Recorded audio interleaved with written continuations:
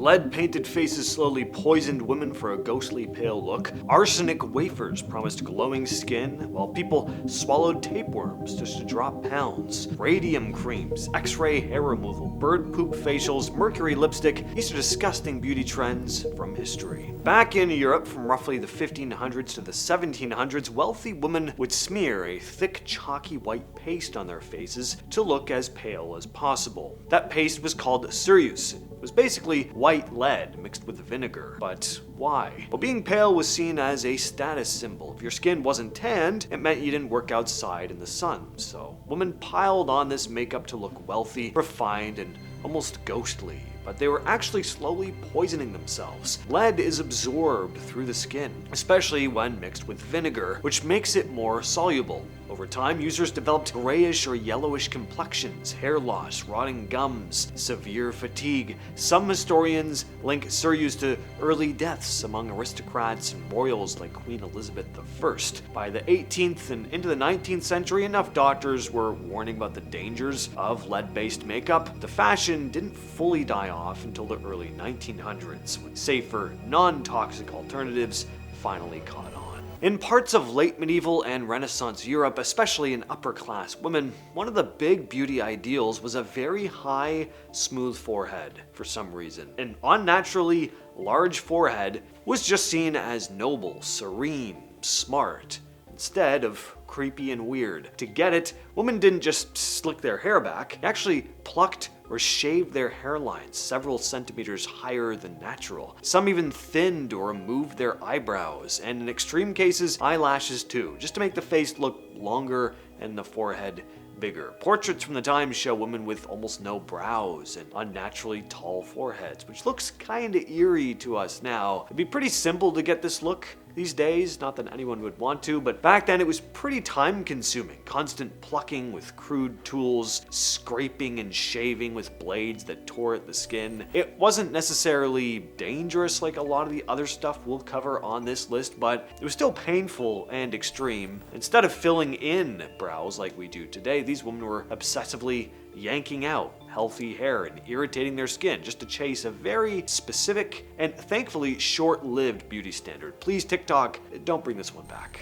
In the 19th and early 20th centuries, women would sometimes pop an arsenic wafer, kind of like a mint, not to lose weight or boost their energy, but to fix their skin. These little tablets, often called arsenic complexion wafers, were sold openly as beauty aids, promising a clear, pale, blemish-free complexion. At the time, pale skin was still associated with high status, but arsenic is a cumulative poison. If you took these wafers regularly, it could mess up your whole body. Women would often end up with fatigue, nausea, nerve damage, and stress on internal organs. It could even lead to organ failure or death. Somehow, the ads made all of this sound worth it. They promised glowing skin while downplaying the risks. Pamphlets were full of before and after style ads. Some companies even snuck arsenic into soaps and lotions. Sometime in the late 1800s and into the early 1900s, advertisers got the bright idea of selling tapeworms as a diet aid. Companies in the US and Europe sold capsules or powders that supposedly contained tapeworm eggs, promising that if you swallowed them, the worms would live inside you and eat some of the calories that you consumed. You could eat normally, and you could let the parasite handle all the weight loss, never bother with exercise or salads again. Of course, we all know how stupid this really was. It led to malnutrition, chronic abdominal pain, diarrhea, anemia, and intestinal blockages. Some people developed serious infections from,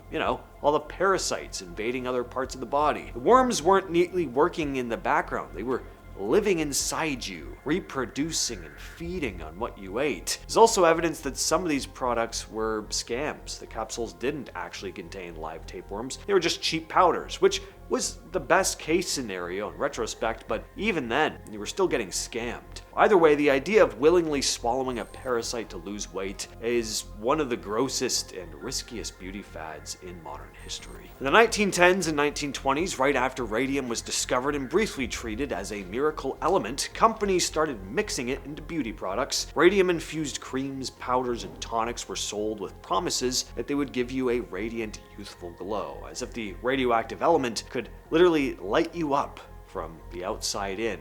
Some products even claimed they could rejuvenate the skin or erase wrinkles overnight. Reality was far more dangerous. Radium emits ionizing radiation. Constant exposure through the skin or inhalation of radioactive dust can damage bone marrow, weaken the immune system, and increase the risk of cancer. The story of the Radium Girls, factory workers who painted watch dials with radium paint and then licked their brushes to a fine point, and it showed how deadly this substance could be. A lot of them developed severe bone disorders, anemia, and tumors. If corporate workers were getting poisoned from handling radium, it's not hard to imagine what it was doing to people who were slathering it on their faces every night. In China, starting around the 10th or 11th century and lasting into the early 1900s, young girls had their feet deliberately broken and tightly bound so they would never grow. The goal was a tiny curved foot called lotus feet. It was seen as the ultimate symbol of beauty and high-class femininity. Their practice was especially common in elite families. As you can imagine,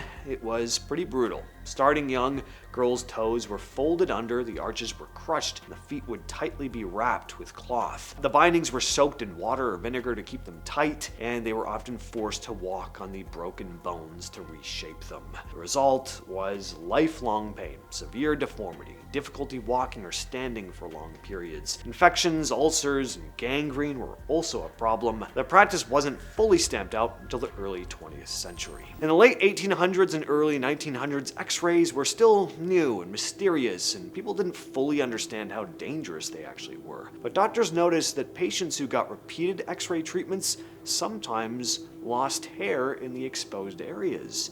Cha-ching! Why not build specialized parlors that use X-rays for hair removal? No more shaving or waxing. Women would sit in front of X-ray devices for repeated sessions, sometimes over months, to thin out or remove hair. The immediate result was less hair, but in the long term, things got ugly. Many clients developed burns, chronic skin damage, and ulcers, and some later developed skin cancers directly in the areas that had been treated. Medical journals eventually started documenting X-ray dermatitis and cancer cases connected to these treatments. By the mid-20th century, the practice finally faded.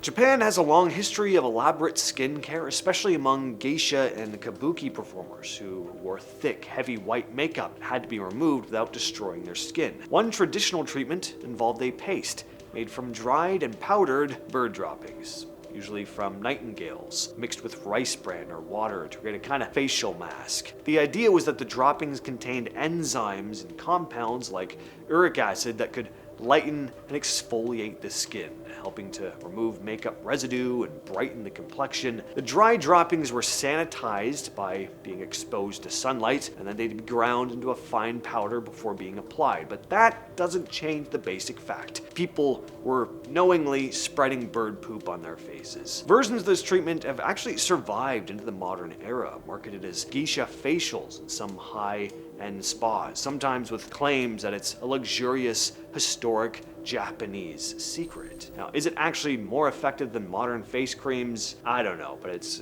passed for me either way. Red lips have been desirable in many cultures, but before synthetic dyes, one way to get that intense red was with Cinnabar, a mineral form of mercury sulfide. Cinnabar was ground into a pigment and used in cosmetics, including some lip products and face paints, especially in the 18th and 19th centuries. Mercury compounds also found their way into skin whitening creams and blemish treatments, sold as a way to clear spots and create a smooth, even tone. The problem is that mercury is highly toxic and can be absorbed through the skin, mucous membranes, and repeated exposure can damage the nervous system and kidneys and cause tremors, mood changes, amongst other things. Women who use this stuff regularly were dosing themselves with small amounts of mercury over long periods of time. And back in the early to mid 1900s, ads loved playing on women's fears about cleanliness and keeping their husbands happy. One of the creepiest trends, using household disinfectants like Lysol as a way to clean your downstairs area. Yep, stuff meant to clean floors and kill germs was marketed to women to stay fresh,